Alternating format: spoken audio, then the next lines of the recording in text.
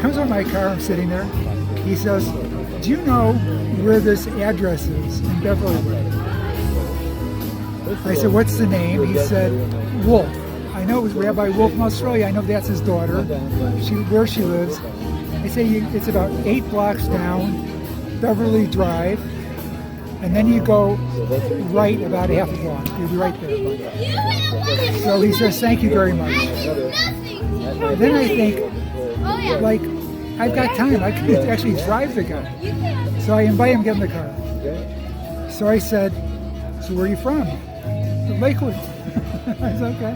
Just like you said. I said, what do you do?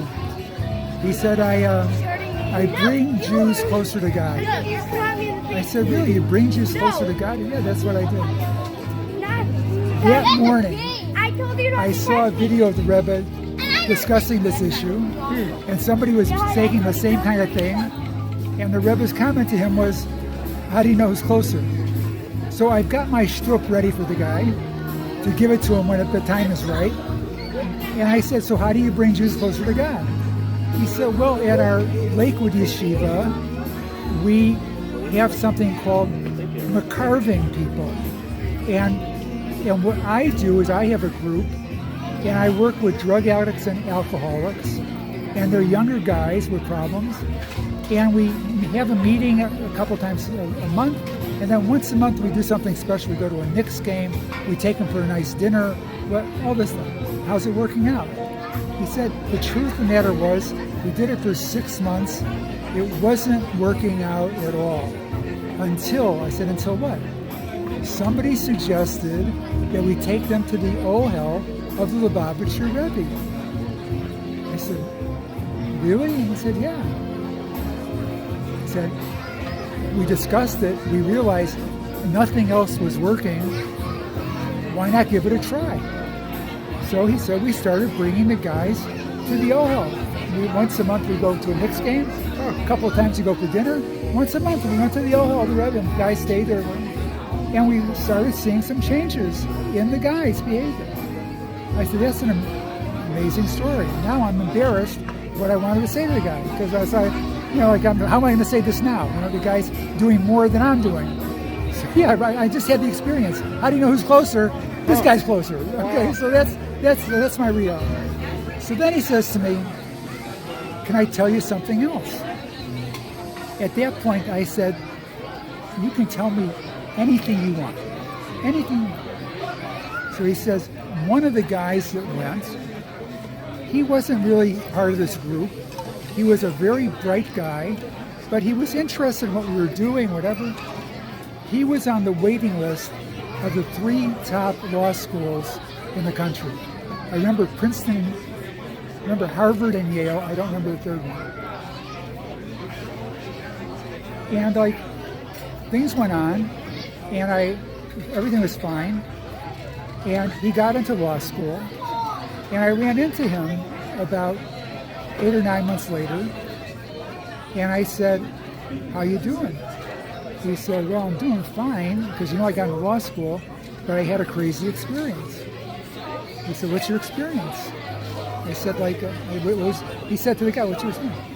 He said, well, everybody was asking for brachas at the Ohel.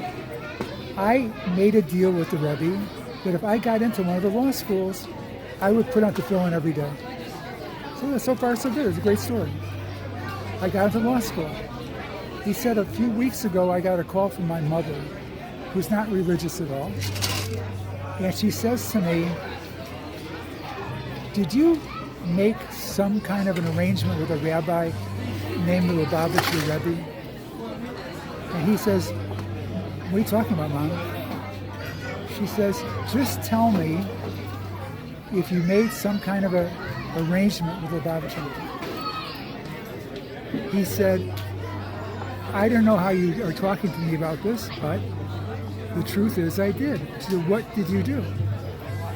He said, when I was I was on the waiting list, I said to the Rebbe, if I get into one of these law schools that I want to go to, I'll take on putting tefillin every day.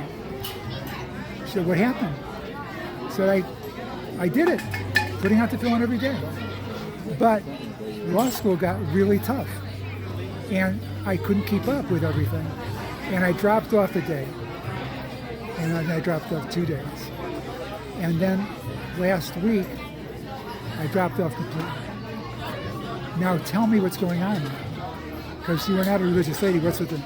He said, for the 3rd time, that's why I'm calling you, I had a dream that this Lubavitcher Rebbe came to me. And all he said in my dream was, your son made a deal with me. I kept my part of the bargain. He's forgetting his. So Wow. that was the story. I heard from him. So then it's not over. Then I'm in spot with Rabbi Tillis. Rockmill Tillis. It's mostly Shabbos. People are telling stories. He says, you got a story. I told a story. Now he loves original stories.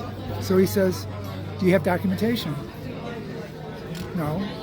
Can you get it? I thinking to myself, yes, but do I care? No. I said, no, I don't have it. He said, I'd like to print it, but I can't because I document everything. I said, no problem. So he, about 3 years later, he sends out a story like every once a week, whatever it is. This story is from Aryeh Siegel in Los Angeles. And there's an ending to it, but I can't share the ending. So I call him up. All of a sudden, you got documentation. What happened? He said, my son works at the Kosel, and this guy comes and tells the exact same story you told, and now it's documented. So I put the story out. So I said, what's the end of the story? He said, the guy tells my son that he's in Israel to meet with a makubal that is going to help him get a shidduch. He said, I never met the makubal before. I never said a word to him. I walk in his room. He looks at me. He says, you're here for a shidduch. In the merit of you bringing people to the Ohel of the Lubavitcher Rebbe, you will merit a terrific shidduch. That was it. Wow. So that's the end of the story. We don't know. So l'chaim, l'chaim, brachas. L'chaim, l'chaim.